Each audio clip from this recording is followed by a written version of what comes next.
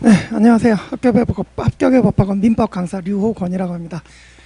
만나서 반갑고요. 그 다음에 지금 나눠드린 자료들이 있는데 지금 부원장님께서 그 전체적인 자료는 보셨죠? 그래서 저는 이제 민법 공부 방법론이라고 돼 있는 프린트 있죠? 그걸로 좀 말씀드릴게요. 다들 받으셨죠? 변리사 1차 민법 개론 공부 방법론 이렇게 한 몇 장이에요? 한 4장 정도? 3장? 4장? 3장? 요걸로 보시면 되고요. 그리고 뭐 민법 자료 다른 거 이제 받으신 거 있을 텐데 그거는 제 포인트 민법 교재 앞부분인데 그냥 샘플로 좀 보시라고 이렇게 나눠드린 거니까 그거는 이제 뭐 못 받으신 분들은 뭐 나가다가 이제 받아가시면 되고 그거는 그냥 참고로 이렇게 뭐 책이 이렇게 돼 있다 구경 좀 해보시라고 드린 거니까 뭐 지금 뭐 그거 뭐 민법 강의하고 그런 건 아니에요. 그러니까 나중에 가져가서 한번 참고로 보시면 되겠습니다. 자, 그러면 지금은 그 공부 방법론에 대해서 이제 말씀을 드리겠습니다. 자, 로마자 1번에 보면 이제 민법의 특성 돼 있죠. 그래서 보시면 첫 번째 굵은 글씨 보시면 수험생들이 다른 과목보다 이제 민법을 어려워하는 이유가 있는데 밑줄 보시면 그 양이 엄청나게 방대하다입니다. 그래서 아래 밑줄 보시면 첫 페이지를 넘기기 시작해서 마지막 페이지 닿는 데까지 이게 통상 빨라도 2개월 그죠? 조금 이제 천천히 하면 3개월까지도 걸립니다. 이게 왜 그러냐? 민법책 여러분들 이제 뭐 한 번도 보신 적 없으신 분들 계실 텐데 민법책이 제 책은 이제 수험서고 요약서죠. 그래서 수험서고 요약서인데 두께 요 정도 됩니다. 이 정도. 근데 이제 민법 교수님들이 저술하신 이제 교과서라고 하죠. 이제 법학 전공하시는 분들이 이제 처음 보는 책들은 이만합니다. 그러니까 이만하죠. 그러니까 한 2000페이지 정도 돼요. 그래서 수험생들이 자주 그러니까 많이 보진 않아요. 그래서 이제 교수님들 저서가 있죠. 이게 한 2000페이지 됩니다. 근데 이제 저 같은 이제 저나 이렇게 다른 학원이나 이렇게 학원 강사들이 이제 그죠? 수험서를 이제 만들죠. 그죠? 이거는 이제 주로 이제 1000페이지 한 반쯤 줄여놨죠. 그죠? 제가 교재로 쓰는 거 이제 포인트 민법인데 한 1000페이지 정도 됩니다. 이제 여러분들이 이게 솔직히 그러니까 이거는 말할 것도 없고 이것만 해도 정말 많죠. 그죠? 그래서 기본 강의를 하면 통상 저는 이제 40회 잡고 시작하는데 근데 이제 추가로 이제 한 5회 정도는 기본적으로 보강이 되더라고요. 이제 어쩔 수 없이 너무 많다 보니까 이렇게 되는데 그래서 이제 날짜로 따지면 40회로 따지면 이제 주 5일 여러분들 토요일까지 하면 힘드시니까 이제 주 5회 강의로 하게 되면 8주고요. 이것까지 합치면 이제 보강까지 하면 거의 9주 이렇게 가죠. 그냥 딱 2개월 걸립니다. 딱 2개월. 2개월 꽉 걸립니다. 그죠? 그러니까 이제 처음부터 시작해서 끝까지 한 번 딱 보는데 2개월이 걸린다. 그죠? 얼마나 많은지 아시겠죠? 저도 민법 강사지만 강의하다 보면 정말 해도 끝이 없습니다. 그래서 너무 많다. 그죠? 일단 민법은 할 게 너무 많다. 그죠?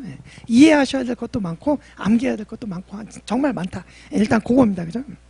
그 다음에 이제 두 번째 문단을 보시면 두 번째 중요한 얘기가 각 단원의 연관성이라고 할 수 있습니다. 이렇게 되어 있죠. 그죠?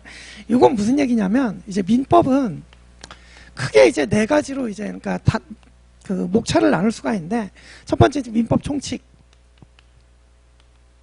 그 다음에 이제 물권법, 그 다음에 채권, 총론, 채권, 강론 이렇게 이제 크게 4단계로 이제 나뉘어져요. 이렇게 가장 크게 4목차로 나눌 수 있는데 이제 여러분들 책은 요 순서로 쓰여 있어요. 책은 요 순서로 쓰여 있고 여러분들 공부도 이제 이 순서로 하게 되는데 문제는 뭐냐면 이 민법 총칙이라는 것이 여기에 있는 이 물권법, 채권법에 있는 그런 이제 공통되는 부분들을 앞에서 몰아놓은 거예요. 그러니까 그러다 보니까 무슨 얘기냐면 처음부터 읽어 나가기 시작하는데 여기 있는 걸 모르면 이걸 제대로 이해할 수가 없어요. 그러니까 엮여 있다는 얘기예요. 그러니까 이걸 알아야 이거를 제대로 이해할 수가 있는 거예요. 그러니까 처음에 이걸 보실 때는 뒤에 걸 모르고 그냥 무작정 나가야 되는 거예요. 그냥 그죠? 앞을 모르고 그냥 가야 되는 거예요. 그런 이제 문제가 있어요. 그죠? 그리고 물권법도 물권만 가지고는 안 돼요. 채권의 얘기가 여기서 또 나와요. 그렇기 때문에 모든 부분들이 다 연결이 돼 있다. 그죠? 이런 특징이 있어요. 그래서 보시면, 각 단의 연관성이다. 그래서 밑에 보면 뒤에 나오는 물권이나 채권을 알아야 이 앞에 있는 민법 총칙을 제대로 이해할 수 있다는 거예요. 그리고 아래 이제 밑줄 보시면, 여러분들이 이제 중학교 때 초등학교 때 시작해서 수학이라는 걸 예를 들어보면, 이제 여러분들 뭐 수학이란 걸 예를 들어 보면 대입시험 볼 때 초등학교 1학년, 2학년부터 6학년까지 단계별로 학습하잖아요. 그 다음에 중학교 때 1학년, 2학년, 3학년 단계별로 이렇게 매년 쉬운 것부터 해갖고 차근차근 어렵게 올라가잖아요. 근데 여러분들은 이제 변리사 시험을 보면 1년이라는 수험 기간 내에, 그죠? 통상적으로 이제 1년 잡고 합니다. 그죠? 그래서 1년에 시험이 한 번 있고, 그죠? 그래서 1년 동안의 민법 전체를 봐야 되는데, 이 안에도 초등학교 1학년 수준하고 고등학교 3학년 수준이 여기 다 들어가 있어요. 그러니까 쉽게 해서 처음부터 이렇게 순서대로 공부할 때 여기도 이제 고3 수준이 나와버린다. 그러니까 초등학교 1학년, 2학년 수준도 모르는데 고등학교 3학년 수준을 봐야 된다는 얘기예요. 그러니까 얼마나 어렵겠어요. 처음 볼 때. 그죠? 그런 이제 두 가지 이유에서 이 민법을 처음 보실 때 여러분들이 상당히 어려워하십니다. 정복하는 것도 어렵고. 그죠? 그래서 요 두 가지 측면에서 좀 이제 민법이 여러분들이 어렵게 느낀다. 그래서 그 세 번째 달러 보시면 정리해 보면 민법은 각 단원과 연관성이 있어서 뒤에 내용을 알아야 앞에 부분이 이해가 된다 특징이 있기 때문에 최소한 3회독, 이제 한 번 돌면 1회독, 두 번 돌면 2회독, 세 번 돌면 3회독이 되는 건데 최소한 3바퀴 정도는 돌아야, 그죠? 여기서 한번 가고, 그러니까 처음에 이거 볼 때는 물론 이제 뭐 혼자 보면은 당연히 이제 뭐 무슨 소린지 하고 뭐 이제 이게 우리나라 말인지 외국어인지 이렇게 되는데 제 강의의 도움을 받으면서 따라가면 이제 그래도 이제 무슨 소리 하는지는 알면서 갈 수 있죠. 그죠? 그래서 이렇게 그래도 이제 요 단계에서 보면 이게 이제 뭐 100%라고 하면 여러분들 30% 정도밖에 이해를 못해요. 그럴 수밖에 없어요. 왜? 이걸 알아야 이걸 이해가 되니까. 그래서 처음에는 이렇게 강의의 도움을 받아서 끝까지 가고, 그래서 끝까지 가서 뭐가 있는 것들이 다 본 다음에 대강 여기에 무슨 내용들이 있는지 알고 다시 돌아와서 보면 그때부터 이해가 이제 6, 70%, 그 다음에 이렇게 이제 그때부터 제대로 이해가 돼가는 거예요. 그러니까 한 바퀴, 두 바퀴, 세 바퀴 정도 돌아야, 그래야 요 민법이 이제 좀 이제 들어오기 시작하는 거예요. 이해가시죠? 그죠? 그래서 최소한 3회독 정도는 돼야 비로소 제대로 이해가 되기 시작합니다. 그래서 근데 이제 민법은 그러니까 지금 근데 제가 3바퀴 돌아야 된다고 그랬잖아요. 근데 한 바퀴 돌 때 얼마 걸린다고요? 2개월 걸린다고. 그죠? 그러니까 물론 이제 두 번 볼 때는 좀 빨라지고 세 번 볼 때는 좀 더 빨라지고 그래요. 그래서 그래도 3회독을 다 하려면 최소 4개월 정도가 꽉 차게 필요합니다. 그죠? 여러분들 1년 수험 기간인데 4개월이면 3분의 1이에요. 민법만 하는 게 아니라 다른 과목도 해야 되잖아요. 그죠? 이런 이제 어려움이 있다. 그죠? 그래서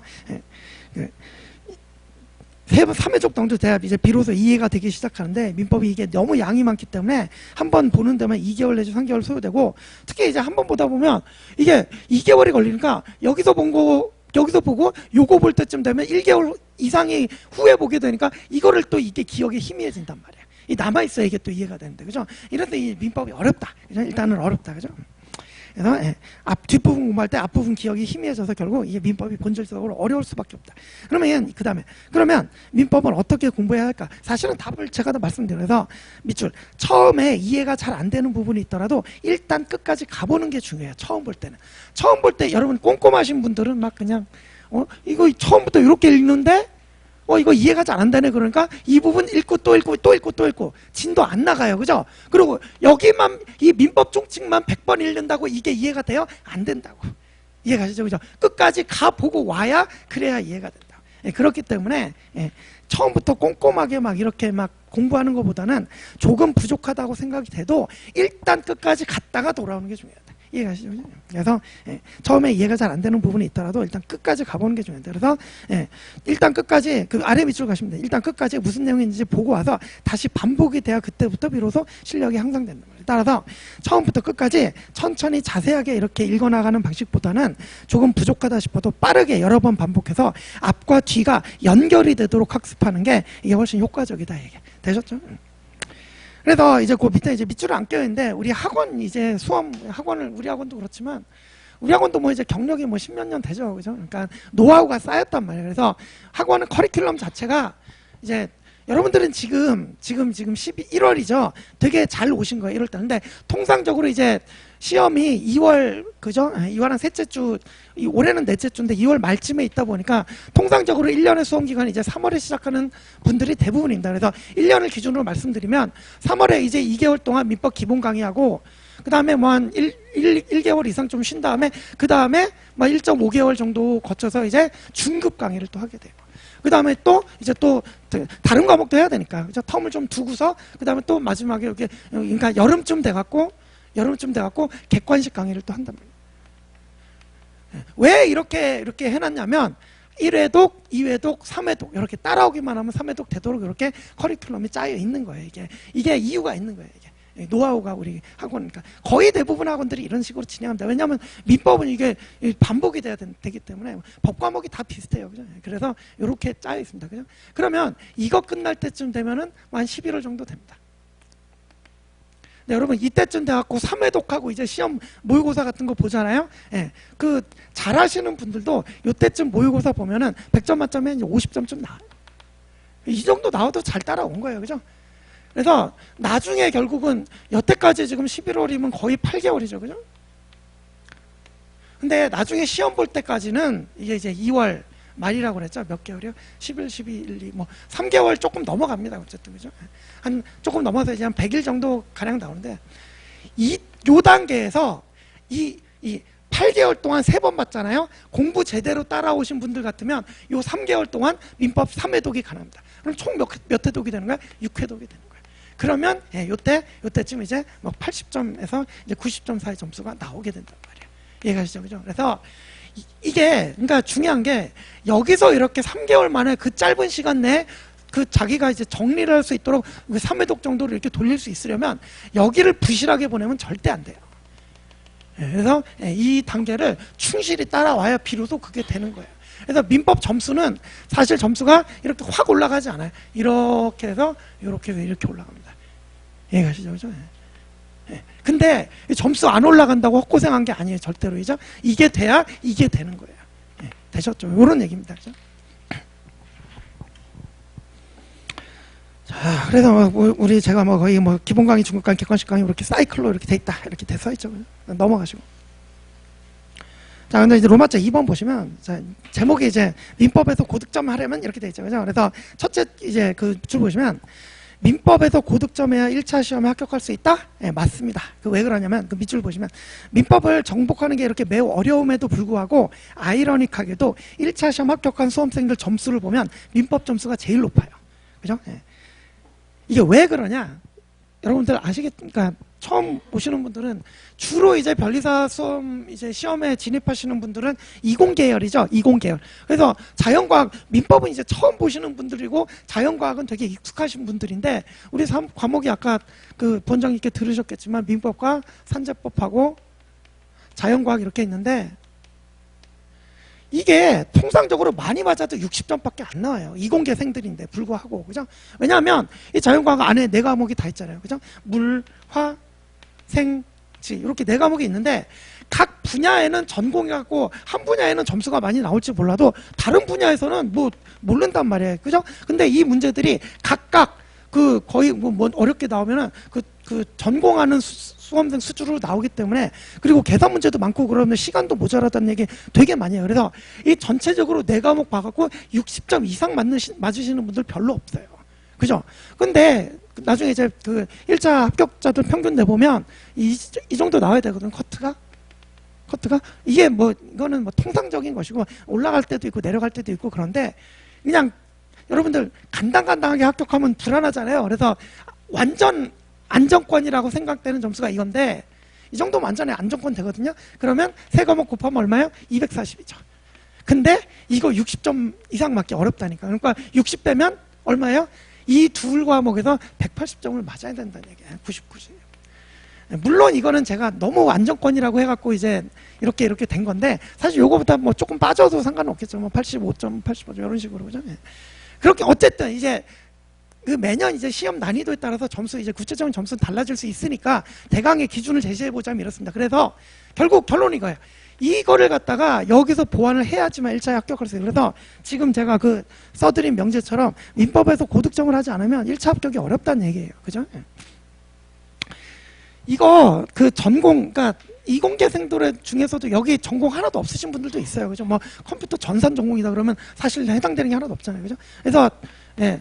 이제 자연과학 베이스라고 하는데 그게 잘 갖춰 있으면은 그러면 이제 공부하기 조금 편한 건 사실이에요. 그죠? 근데 그렇다 하더라도 이게 더 점수가 더 많이 얻어야 돼요. 그래서 여러분들이 처음 접하는 법학 과목임에도 불구하고 점수는 저기서 맞아야 된단 말이에요.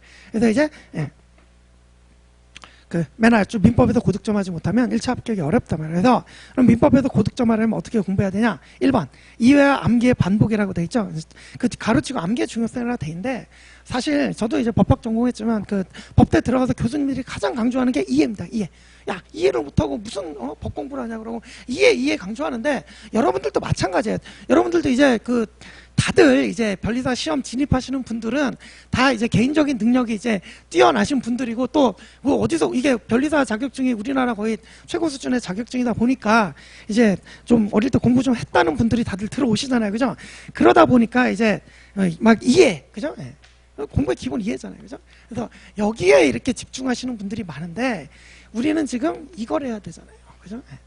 시험을 봐야 된다고. 여러분들이 민법을 갖다 전공해서 연구하고 이런 문제가 아니기 때문에 시험을 봐야 되면 결국 여러분들 1차 민법 시험은 객관식인데 객관식은 결국 오지선다 나왔을 때 이 지문이 맞냐? 이 지문이 틀리냐? 이걸 골라낼 수가 있어야 된단 말이에요. 그죠? 그러면 이해만 해가지고 가서는 이게 맞는지 틀리는지 분명히 아는 건데 제대로 정답을 골라낼 수가 없다. 그래서 반드시 여러분들이 민법 공부할 때는 이게 조화를 이뤄야 된다.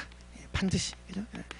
그래서 그러면 그러니까 암기만 해갖고 되냐? 이러면 아까 제가 수험서만 해도 1000페이지라 그랬잖아요. 그죠? 언제 어떻게 암기할 거예요? 그죠? 그래서 이해를 하면은 암기량이 확 줄어들겠죠. 그죠? 그렇기 때문에 이 둘이 서로 이제 시너지 효과를 일으키는. 그래서 우리 민법을 공부하는 거는 결국 이해하고 암기하고 이해하고 암기하고 또 이해하고 암기하고 계속 반복이 돼야 돼요.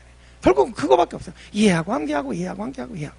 이쪽에만 치우쳐도 안 되고 이쪽에만 치우쳐도 안 되고. 그래서 그러다 보면 이 둘이 시너지 효과를 일으켜 가지고 이제 나중에 민법 실력이 이제 늘고 점수가 잘 나오는 거예요.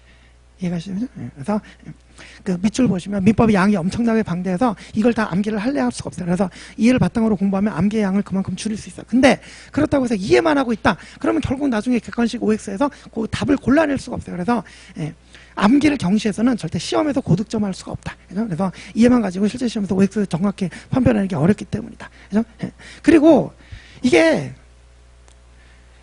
그러니까 단계가 있다고 그랬잖아요. 단계가. 그러니까 1단계, 2단계, 3단계. 그죠? 근데 1단계가 암기가 안 돼 있으면 1단계가 암기가 안 돼 있으면 2단계는 이해가 안 돼요. 무슨 얘기인지 알겠죠? 이게 암기까지 되고 머릿속에 제대로 들어있어야 비로소 이게 이해가 되는 그런 식이기 때문에 항상 이해와 암기에 이게 조화를 이루게 된다. 그래서 제목처럼 항상 공부할 때는 이해하고 암기하고 이해하고. 그래서 맨 끝에 문단 보시면 민법 학습 과정은 결국 이해하고 암기하고 이해하고 암기하고를 반복하는 과정이다. 그래서 이해 암기 어느 하나에 치중하지 말고 이해 암기를 반복하는 과정에서 시너지 효과를 일으킬 수 있도록 그렇게 공부를 하셔라. 되셨죠?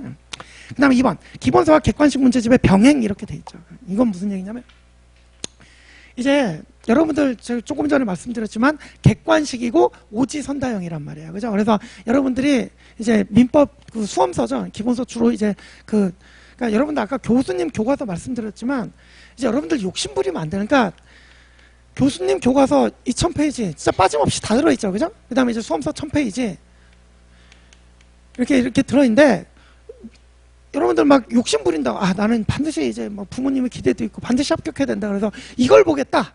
그죠? 무리입니다. 무리. 이것도 1년 만에 3회 독하고 이렇게 제가 아까 설명드린 대로 이것도 6회 독하기 힘들어요. 그죠? 그러니까 이거 잡았다가는 그냥 뭐라고 할까? 그러니까 이제 학술적으로는 이 교재하고 학술적으로 비교하면 당연히 교수님 교과서가 좋죠. 그죠? 빠짐없이 들어있고 또 이제 이제 우리 민법에는 이제 조문이 있고 민법 규정이 있을 거예요. 법조문. 그 다음에 판례라는 게 있습니다. 이제 판례가 뭐냐면 조문에 없거나 조문이 좀 애매하게 돼 있다 그럴 때 대법원에서 이제 판결을 내려주면 그것들이 쌓여갖고 이제 판례가 되고, 그죠? 그 다음에 이 조문 판례가 있는 반면에 학설, 대립. 여러분들 뭐 자연과학에서도 뭐 이 교수님은 이렇게 하고 저 교수님은 이렇게 하고 이렇게 학설 대립이 있잖아요. 우리 민법에도 이런 게 있단 말이에요. 그래서 교수님들마다 생각이 다르단 말이에요. 그죠? 그래서 이런 것들이 있는데 사실은 이것들의 자양분이 됩니다. 그러니까 교수님들끼리 학자들끼리 막 싸워가면서 이게 맞네 저게 맞네 그러면 싸워가면서 어떤 게 더 맞는지 그 중에 더 맞는 게 채택이 돼서 이렇게 간단 말이에요. 그죠? 그러니까 민법을 공부할 때 정말 자양분이 되는 것인데 시험에 있어서는 이거 OX 어떻게 물어볼 거예요? 정답이 없는 문제잖아요. 판례가 딱 있으면 이건 정답이 뭐다 이렇게 나오는데 이 학설 대립은 정답이 있을 수가 없어요. 서로 간의 견해를 표현하는 거다 보니까. 그러니까 이거는 수험에서는 필요가 없단 말이에요. 그죠? 근데 이 안에는 여러분 당연히 이 학설 대립이 매우 이제 상세하게 근거까지 막 이렇게 들어가 있죠. 그래서 학술적으로는 너무 훌륭하지만 우리 수험에 있어서는 이거를 가지고 갈 수밖에 없다는 얘기죠. 그래서 이 우리 수험서를 어떻게 이렇게 줄였냐? 제 교재 같은 경우는 이제 학설 대립은 정말 필요한 것만 이제 남겨놓고 나머지 학설 대립 같은 거는 이제 나중에 이제 여러분들 시험에 합격하시고 민법이 너무너무 공부하고 싶으시면 그 뒤에 보시라고 이제 그러니까 넘겨두고 학설 대립 같은 거 가장 배제하고 조문과 판례 위주로 이렇게 정리를 해놨단 말이에요. 이해가시죠? 그래서 이렇게 줄일 수 있는 거예요. 자, 그래서 이제 기본서는 이제 그래서 이제 이렇게 수험서를 보시면 되겠고. 이제 기본서는 이제 글로 돼 있잖아요. 그럼 결국 OX 나중에 시험 가서 지문을 골라내려면 이거 연습을 해야 된단 말이에요. 이걸 가지고 실제 기본서에서 그 강의 듣고 그 정독하고 그래서 그 취득한 민법 지식을 가지고 객관식 문제집을 통해서 반드시 연습을 해봐야 된단 말이에요. 그래서 여러분들 기본적으로 이제 공부를 할 때는 기본서와 객관식 문제집을 가지고 가시게 됩니다. 그래서 요 두 가지가 병행이 돼야 된다. 그죠? 그래서 통상적인 수험생들은 이제 뭐 다른 학원도 그렇고 이제 기본서, 그러니까 아까 제가 기본 강의, 중급 강의 이렇게 말씀드렸고 객관식 강의 한 8월쯤에 시작한다 그랬잖아요. 그죠? 그래서 통상적으로 보면 이제 8월에 객관식 강의 듣기 전까지는 객관식 문제집 안 보시고 이제 이때부터 계속 기본서만 보고 이제 이렇게 기본 강의, 중급 강의 듣고 이 8월 돼서야 비로소 이제 객관식 문제집 들고들 하시는데 저는 이거 처음부터 갖고 가야 된다고 생각하는 사람이에요. 그래서 저는 기본 강의 하면서도 물론 객관식 문제집도 여러분 이만해요. 제 거 포인트 미포 객관식도 이만해가 거의 또 1000페이지 넘어가는데 처음부터 이걸 다 볼 수는 없어요. 그래서 저는 그리고 처음에 이제 문제 원형으로 되면 어렵잖아요. 그래서 OX 지문집 형태로 그냥 지문만 이렇게 OX로 골라낼 수 있도록 지문집 형태로 만들어 가지고 양도 물론 이제 이거는 뭐 각종 시험 다 들어 있어요. 뭐 변리사, 뭐 변호사, 뭐 기존의 사법 시험 있던 것까지 무지하게 많은 문제들이 들어 있는데 요거는 이제 변리사 기출하고 변호사. 그럼 변호사 시험이 여러분 수준보다 조금 높은데 좋은 문제들이 많아서 여러분들 반드시 풀어보고 하셔야 돼요. 그래서 요 기출까지 이렇게 두 가지만 해가지고 양도 줄이고 문제도 좀 OX 지문 형태로 만들어갖고 요 OX 지문집을 저는 요때부터 같이 풀어둡니다. 그러니까 1회 강의를 해갖고 1회 강의를 하고 진도를 나가잖아요. 그러면 여러분들이 그 기본서 복습하시고 문제까지 풀어오셔야 돼요. 이 OX 지문집은. 그러면 다음 시간에 2회 할 때 앞에서 이제 그러니까 처음에 30분 정도 시간 내갖고 문제도 같이 풀어보는 시간을 가지고 그 다음에 그 다음 진도 나고 이런 식으로 강의를 해요. 그래서 저는 이제 요 기본 강의할 때부터 요 객관식 문제집을 병행할 수 있도록 이렇게 해드립니다. 이게 왜 좋으냐면 처음에 공부할 때는 뭐가 중요한지 몰라요. 근데 중요한 게 뭐예요? 나왔던 게 중요하지. 그죠? 그리고 기출문제도 많이 반복이 돼요. 그죠? 그래서 처음부터 이렇게 같이 가지고 이거는 제 수업을 들은, 물론 제 수업을 듣고 이제 뭐 붙은 친구들도 많은데 그 친구들 항상 얘기해요. 너무 좋았다고. 그죠? 그래서 요거는 저도 자신있게 이렇게 여러분들 보고 제 강의를 안 들어도 처음부터 이걸 이렇게 가지고 가셔라. 무슨 얘기인지 아시겠죠? 그죠? 그래서 수험생들 막 처음에 아무것도 사실 좀 무리예요. 왜 그러냐? 기본 강의 처음 시작하는데 뭘 한다고 문제를 풀어요. 그죠? 사실 하나도 안 풀려요. 풀어보면. 그죠? 그런데 물론 이제 뭐 쉬운 문제 같은 거 풀리는 것도 있는데 이거를 지금 2단계에서 풀어드리는 얘기는 그거를 문제를 제대로 풀고 이해하라는 거 말씀드리는 게 아니라 한번 맛을 보라는 취지에서 해드리는 거예요. 그래야 이때 보고 이때 또 보고 이때 또 보면 그죠? 기본서, 문제집, 기본서, 문제집, 기본서, 문제집 그러면 8월까지 봤을 때 중요 부분은 기출문제 나왔던 거는 6번 보는 효과가 나온단 말이에요. 이해가시죠? 그죠? 그런 취지에서 이렇게 하는 거니까 여러분들도 혼자 공부하시더라도 처음 시작할 때부터도 이거 옆에 놓고 시작하시기 바랍니다. 이해가시죠? 그래서 이번 기본서와 객관식 문제집 병행 나와있죠. 그래서 객관식 문제 연습이 매우 중요하기 때문에 기본서를 보면서 익힌 민법 지식을 반드시 객관식 문제집을 통해서 점수로 연결시키는 과정이 필요하단 말이에요. 기본서만 가봐갖고는 점수로 연결이 안 된다고 그러죠. 그래서 제가 말씀드렸듯이 여러분들이 중요한 게 뭔지 모르는데 공부의 범위를 한정시켜 줍니다. 기출문제가. 그래서 제 강의를 따라오신 분들은 하도 이때부터 그러니까 변리사 기출문제 한 6개월 정도 보니까 하도 이제 기출문제 같이 보니까 나중에 보면 책 안에 이거는 나왔던 거지 이거는 안 나온 거지 이게 다 구별이 된다고 그냥 보면서 그런 식으로 돼야 된다. 또 수업 시간에 그 밑줄 수업 시간에 배우거나 기본서에서 읽은 내용을 제대로 이해했는지 문제 풀어보면서 확인할 수가 있어요. 그죠? 잘못 이해하는 경우도 되게 많거든요, 처음에는. 그죠? 근데 기출문제 풀어보면, 이거 내가 이해를 잘못하고 있네, 이런 게 이제 나온단 말이에요. 그죠? 그 다음에 기출된 부분이 중요한 부분이죠. 한 번 더 볼 수 있는 효과도 있다. 그죠? 이렇게 장점들이 많기 때문에 저는 시간이 이제 조금, 그래서 제가 아까 40회에서 보강 5회 정도 한다 그랬죠? 이 5회 정도가 이제 기출문제 같이 풀어드리니까 좀 늘어나는 거예요. 그죠? 이렇게 보시고, 예. 자, 그래서 다음 페이지 넘어가시면 구체적으로 이제 어떻게 돌리면 돼요? 또 마찬가지 강의 수강하고, 그 다음에 스스로 혼자 기본서 정독해보고, 그 다음에 객관식 문제 풀이까지, 거기까지 마무리되면, 그러면 이제 그 공부의 사이클이 돌아가요. 이 순서로 계속 반복하는 거예요, 이것도. 그죠?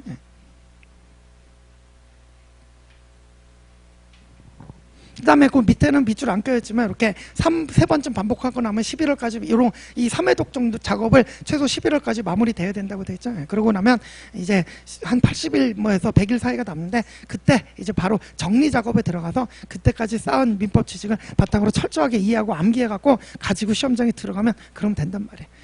자, 그 다음 3번 조문의 중요성 나있죠.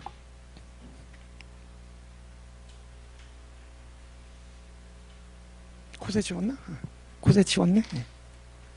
그래서 조문, 판례, 이론. 그래서 견해들 이렇게 있다 그랬죠, 그죠? 이게 시험에 출제되는 비율을 보면 얘가만 75%. 이거 당연히 정확한 수치는 아니에요. 그냥 대강의 추측이지. 얘가만 20%? 아니 얘가 5%? 이 정도 이렇게 나오는데 결국은 뭐가 제일 많이 나와요? 판례가 제일 많이. 이게 제일 많이 나온다, 그죠?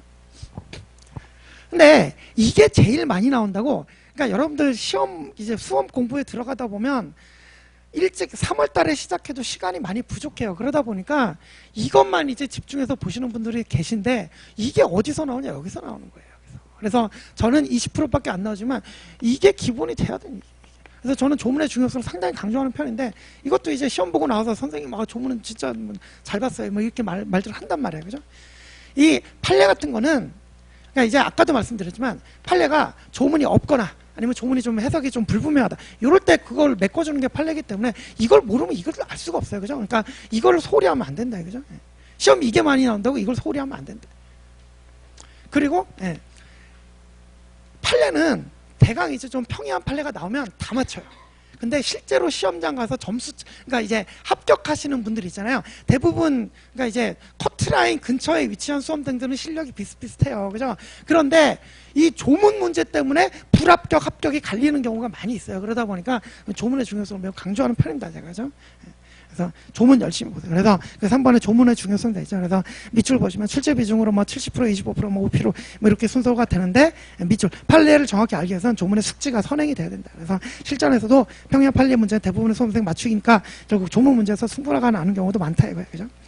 근데 이제 그러면 조문을 제가 중요하다고 그랬는데 어떻게 해야 되냐? 그 둘째 줄 밑줄 보시면 이제 가장 중요한 건 조문을 대하는 자세예요. 조문을 대하는 자세. 그래서 반드시 별도의 조문집을 가지고 다니면서 수업을 들을 때나 기본서를 볼 때나 객관식 문제집을 풀 때나 조문이 나오면 조문집을 열고 찾아서 확인을 반드시 해보는 습관을 가져야 돼요. 이게 이제 조문 공부의 첫 번째예요. 그러니까 이 제가 수험서라고 했는데 이게 1000페이지 안에 사실은 조문이 다 들어있어요. 이 안에도 그죠? 이 기본서 안에도 조문이 다 들어있다. 근데 기본서 안에 있는 조문으로 그냥 읽고 넘어가면 조문이라는 게 잘 드러나지도 않고 그죠? 조문 그렇게만 공부해가지고는 조문에 대해서 이해도가 좀 떨어진다. 그래서 저는 이제 수업 시간에 그러니까 제가 수업 시간에 쓰는 거는 이제 기본 강의 쓰는 거는 기본서하고 이 OX 지문집하고 조문집이 있어요. 이 조문집을 제가 별도로 이제 프린트를 해서 나눠드리는데 별게 아니라 그냥 민법 조문 그냥 그 법령 그 법제처에서 받아갖고 다운받은 거 그냥 그대로 올려드리는 건데 다만 이렇게 조문들이 있으면 이쪽에 여백을 좀 만들어 놨어요. 그러면 여기다가 여러분들 강의 들으면서 필요한 거 이제 가필 같은 거 하시고 그렇게 하라고 이렇게 해놓은 거예요. 그래서 조문집을 따로 제공하고 있기 때문에 뭐 제 강의 안 들어도 여러분 반드시 공부할 때 조문 이 안에 있다고 그냥 이걸로 보지 마시고 반드시 별도의 조문집을 마련하셔가지고 제 강의 들으면 이거 드리지만 제 강의 안 들으셔도 그 법제처 그 다운로드 사이트 다 다운로드 받을 수 있어요. 그래서 여러분들이 충분히 만들 수 있어요. 그래서 별도의 조문집을 뭐 조문집도 시중에 나와 있는 것들도 있을 거예요. 그죠? 뭐 구매를 하시든지 뭐 다운을 받아서 인쇄를 하시든지 반드시 그 기본서 안에 있는 조문으로 보지 마시고 조문집을 별도로 들고 다니면서 뭐 교재 조문이 나왔다 아니면 뭐 객관식 문제 풀다 조문이 나왔다 반드시 이걸 갖다가 확인을 해보시라고. 이거 시험 시작해서 끝까지 갖고 가셔야 돼요. 조문집. 이해가시죠?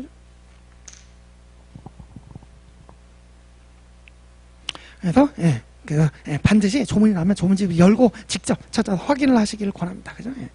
그 다음에 그 아래 문제는 그 아래 문단은 이제 공부가 좀 되셔야 이해가 될 텐데 조문은 이제 입체적으로 읽어야 된다. 조문도 우리나라 국어로 돼 있다 보니까 이제 그 여러분들 읽어보시면 나중에 조문집 기회 되시면 한번 읽어보세요. 그래서 민법 1조부터 한 10조까지 읽어보시면 도대체 이게 무슨 소리 하는지 모를 거예요. 그죠? 그죠? 알 수가 없죠. 그죠? 그래서 이제 국어로 돼 있지만 외국어나 다름없잖아요. 그래서 조문이 입체적으로 읽을 수 있어야 돼요. 그죠? 그래서 조문을 읽으면서 이게 무슨 얘기인지 우리 민법은 주로 이제 당사자들이 나오거든요. 결국 주로 이제 우리 민법은 당사자 표시를 갑을병정 이렇게 하거든요. 우리 십간제 아시죠? 갑을병정, 무기. 뭐 이 뒤로는 잘 안 나오니까. 그러니까 이게 갑을병정 무기가 아니라 사람 이름이라고 생각하면 돼요. 근데 갑이 을에게 X 부동산을 매도하였다 이런 식으로 그죠? 이런 식으로 이제 나오게 되는데 그러니까 조문을 읽으면서 갑과 을이라는 당사자가 이 조문에 따라서 규율이 되는데 갑에게 유리한지 을에게 유리한지 무슨 사건일 때 이런 문제가 나온지 그죠? 그런 것들이 떠올라야 돼요. 조문을 읽으면서. 그래서 그런 게 이제 조문을 입체적으로 읽는다는 건데 여러분들은 절대로 모르실 거예요. 그래서 어쨌든 이렇게 그 조문의 목표는 그거다. 조문을 입체적으로 읽을 수 있도록 실력을 키우는 게 목표다. 그죠? 그래서 밑줄 나와 있지만 당사자 간 이해관계라든지 사실관계 및 관련 판례 지문, 기출지문 이런 게 조문 읽으면서 막 따로 떠오를 수 있도록 그렇게 읽을 수 있을 수준이 돼야 된단 말이에요. 그죠? 그렇게 하려면 어떻게 하냐? 뒤에 밑에도 나오지만 또 조문 판례 기본서와 객관식 문제집을 유기적으로 계속 반복해서 학습하다 보면 어느 순간인가 이게 입체적으로 읽을 수 있게 되는 거예요. 그죠?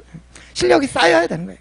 그래서 그를 위한 첫 단계가 제가 말씀드린 이 조문집을 별도로 가지고 다니면서 수시로 확인을 해봐요. 그래야 이게 된다. 그죠?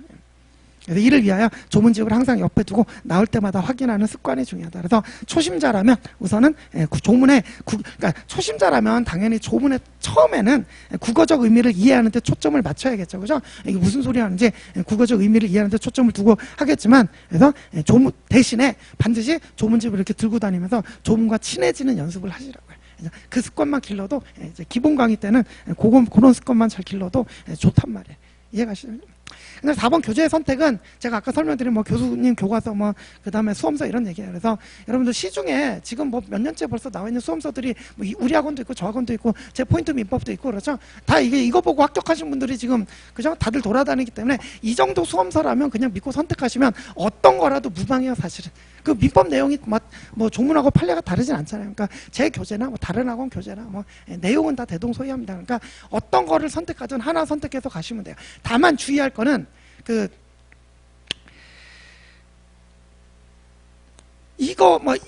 이제 불안감에서 이런 문제가 조금 이따 또 얘기 드릴 텐데, 제 포인트 민법 교재 보면서 다른 학원 교재 뭐 이 교재 없는 게 다른 학원 교재에 나 있지 않을까 그런 게 불안해서 이거 보고 저거 본다 그러면 안 돼요. 그냥 하나 선택해서 믿고 끝까지 가시면 됩니다. 이해가시죠? 그죠? 이게 제가 그랬잖아요. 시간이 너무 부족하다고 3월부터 달려도 그죠? 그렇기 때문에 이거 보고 저거 보고 했다가는 이것도 안 되고 저것도 안 돼요. 그러니까 그냥 하나 선택해서 밀고 가시는 게 가장 좋다. 이해가시죠? 그죠? 그래서 기본서는 그렇게 수험서 중, 그러니까 교수님 교과서는 너무 이제 양이 많고 이제 소화하기가 어렵기 때문에 수험서 중에서 선택을 하되 그냥 처음에 선택하는 하나를 이제 믿고 끝까지 따라가시면 되겠다. 왔다 갔다 하지 마시라. 되셨죠? 자, 그다음에 이제 5번 복습의 중요성인데, 일단 뭐 객관식 강의 같으면 이제 문제를 풀어 오셔야 되니까 객관식 강의 가면 나중에 문제를 다 예습으로 이제 문제를 풀어 오셔야 되는데, 기본 강의나 중급 강의 같은 경우는 예습은 안 해 오셔도 돼요. 여러분들 예습해 오셔봐야 어차피 무슨 얘기인지 모르고, 그래서 강의를 먼저 한 다음에 복습을 하는 게 매우 중요해요. 그래서 복습의 중요성이죠. 그죠? 그래서 여러분들이 이런 말 되게 많이 들어요. 아, 강의 들을 때는 알았는데 나중에 내가 혼자 복습하려니까 도대체 무슨 소리인지 하나도 모르겠다. 그죠? 그렇기 때문에 그 밑줄 강의 수강으로 이해한 내용을 반드시 자기 것으로 만드는 과정이 반드시 필요해요. 그래서 강사가 이제 길을 열어주면 수험생은 그 길을 스스로 따라가 봐야 돼. 걸어가 봐야 돼. 스스로. 그걸 안 하면은 자기 게 안 돼요. 그죠? 그렇기 때문에 걸어가 봐야 된다. 그래서 매일매일 그날 수강한 내용을 당일 복습하는 작업도 해야 되고요. 그 다음에 아까 기본 강의, 중급 강의, 객관식 강의 사이에 중간중간 텀이 있다 그랬죠. 그죠? 그 텀도 그냥 보내면 안 되고, 그 민법을 각각 약간의 시간적 간격이 주어지는데, 그 시간도 잘 활용해서 결국 그 민법 기본서를 스스로 혼자서 정독하는 시간을 반드시 가져야 된단 말이에요. 이해가죠? 그래서 주로 이렇게 이제 기본서를 혼자서 이제 복습하고 정독하라 그러죠. 여러분들이 이거를 제대로 할 수 있는 시간은 아까 말씀드렸던 객관식 강의 시작하기 전에 8월 달까지, 그때까지만 가능하고, 그 뒤에는 그거 못해요. 할 시간이 없어요. 아까 말씀드렸잖아요. 그거 다 하고 나면 3개월 남다고. 그죠? 그죠? 8개월 지나고 나면 객관식 문제 풀어야지. 그 다음에 나머지 막판 정리해야지. 이쪽에는, 그러니까 이 8월 지나고 나면 이 기본서를 꼼꼼히 이제 자기 그 시간을 두고서 자기가 이해할 수 있도록 이렇게 정독하는 과정이 불가능해요. 이 이유로. 그러니까 그 정독하는 과정은 반드시 8월 전에 기본 강의, 중급 강의 들을 때까지 끝나 있어야 돼요. 그래야 뒤에 아까 말씀드렸던 대로 이 짧은 기간 동안에 3회독 해가지고 점수 올릴 수 있단 말이에요. 이해가시죠? 그래서 여러분들 뭐 3월에 시작하는 분들, 뭐 1년 남았네, 아직 시간 많네, 절대 많지 않습니다. 이게 변리사 시험 1차 합격하는 게 너무나 어려운 이유가 뭐냐면, 그러니까 1년치 세 과목 공부하는 양을 다 모아보면, 솔직히 말씀드리면 인간이 1년 동안 공부할 수 있는 양이 아니에요. 진짜 그래요. 그러니까 1년만 공부해갖고 1차 합격하시는 분들 대단하신 분들이에요.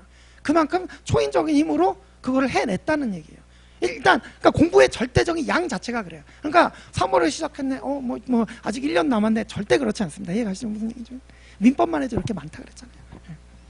처음 이제 설명해 오셨는데 뭐 너무 겁주고 그러는데, 시작하자마자 진짜 정말 죽을 각오하고 달려들어야 됩니다. 이 시험. 그죠? 안 그러면 그 속된 말로 뭐 이렇게 이런 말 하죠. 뭐 장수생 된다. 그죠? 시험 2년 3년 봐도 1차 한 번도 못 보고 이런 사태가 생겨요. 그죠? 그러면 여러분들 젊은 나이에 이 소중한 시간 너무 아깝잖아요. 이해가시죠? 그죠? 그렇습니다.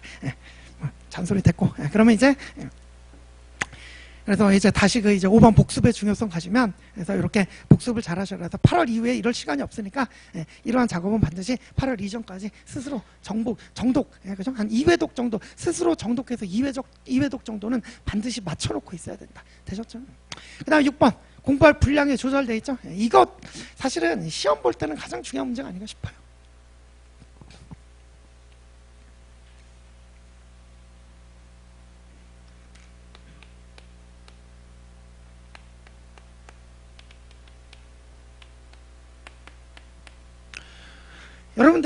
여러분들 다 이제 공부 좀 하신 분들이고, 그죠? 그러다 보니까 이게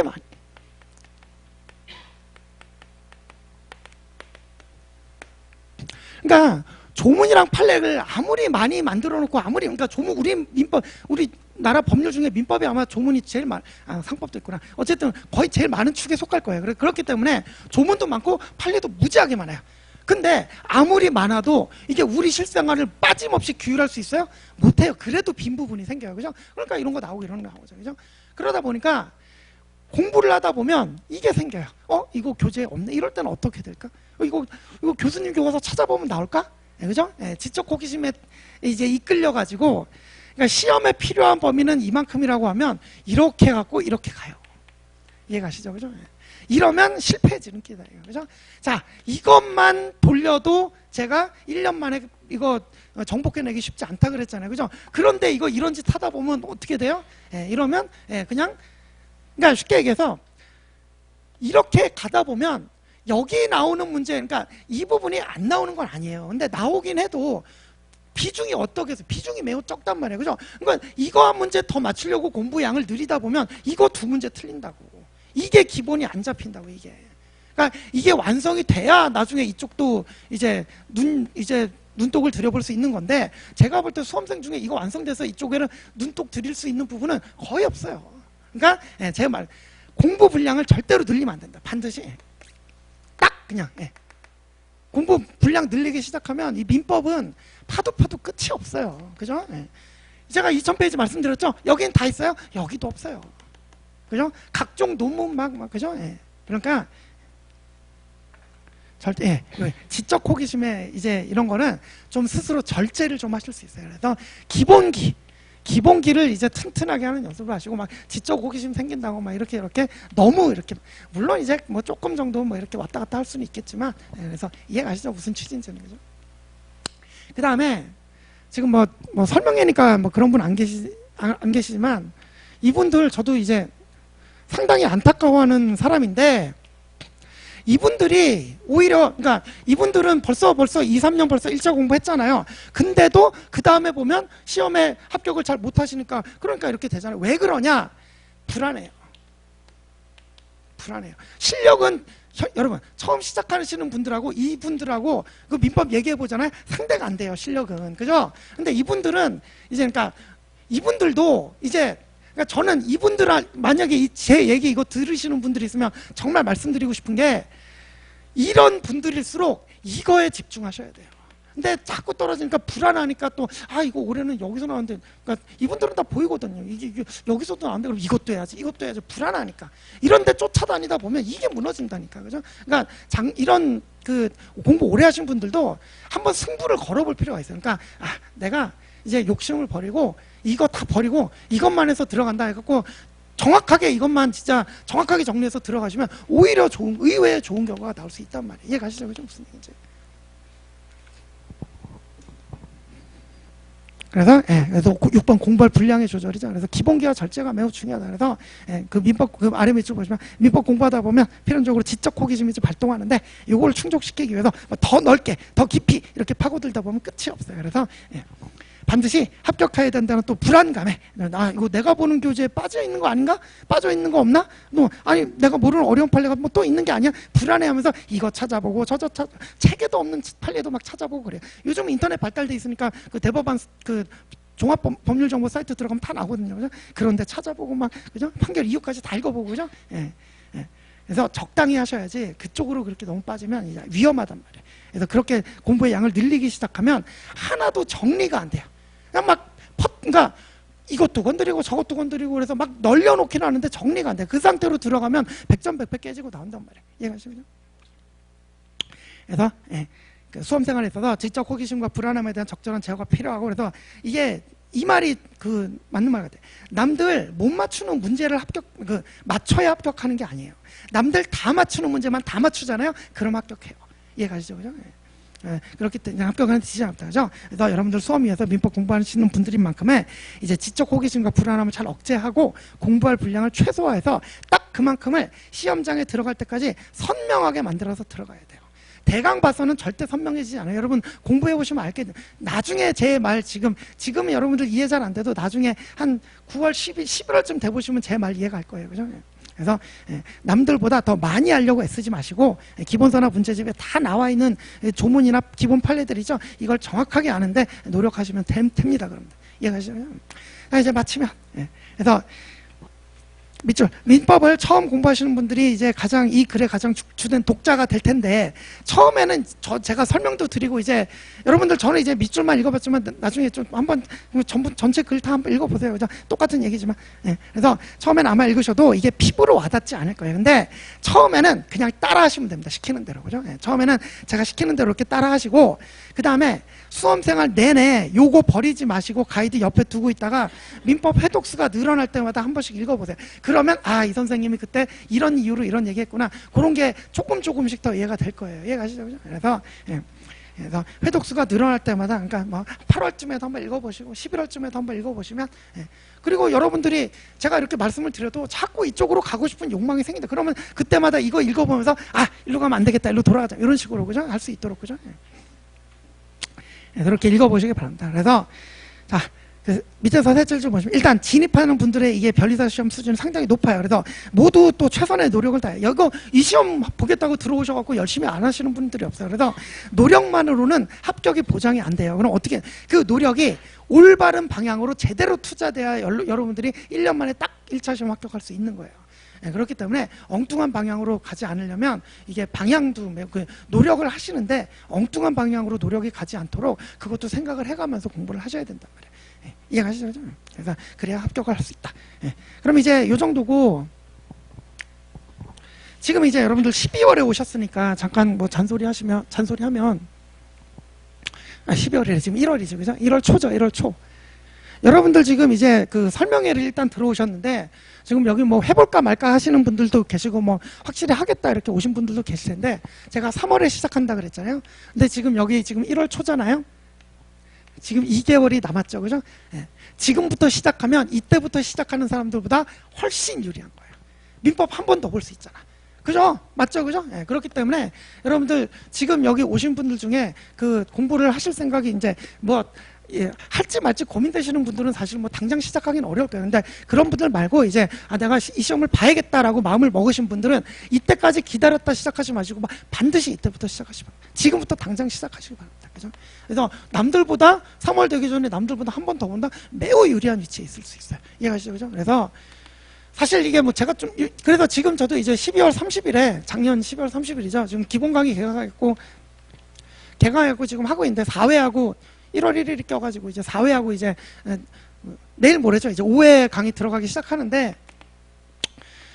이게 지금 인강이 제가 지금 사실 교재를 개정을 이번에 많이 하는데 좀 많이 개정을 하고 있어요. 그래서 아직 교재가 안 나와가지고 지금 실강은 지금 이제 프린트를 갖고 하고 있는데 그래서 프린트 나눠드리고 그거 갖고 이제 수업을 하고 있는데 아직 인강이 그래서 새 강의는 인강이 안 열렸어요. 근데 뭐 이제 조만간 열릴 것 같고 그리고 뭐 지금 뭐 4회까지 지났지만 뭐 주말 내에 복습 동영상 같은 거 이용해서 지난 4회에 보충하실 수 있거든요. 그래서 뭐 생각 있으신 분들은 당장 다음 주 월요일부터 실강 들어오셔도 되고 그죠? 예.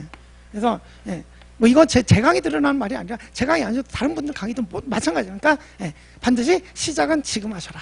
예, 아시죠? 그죠? 예. 여기 지금 오셨으니까 매우 유리한 거니까 반드시 지금 하셔라. 그죠? 예. 그리고 뭔 얘기하려고 말하지? 반드시 지금 시작하셔라. 그죠? 예. 뭔 얘기하려고 말하지? 별로 중요한 얘기는 아니었던 것 같아. 갑자기 이거 얘기하다가 까먹었네. 그죠? 예.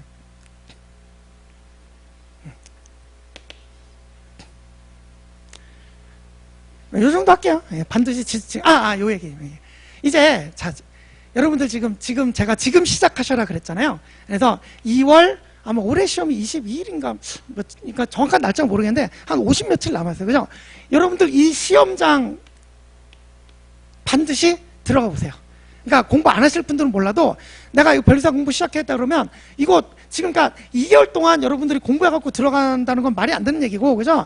그래도 경험상 한번 반드시 들어가 보세요. 그러니까 여러분들은 이제 실질적으로는 이제 나중에 2021년 2월 달에 치러지는 이제 변리사 시험을 준비하시는 분들일 텐데, 그죠? 예.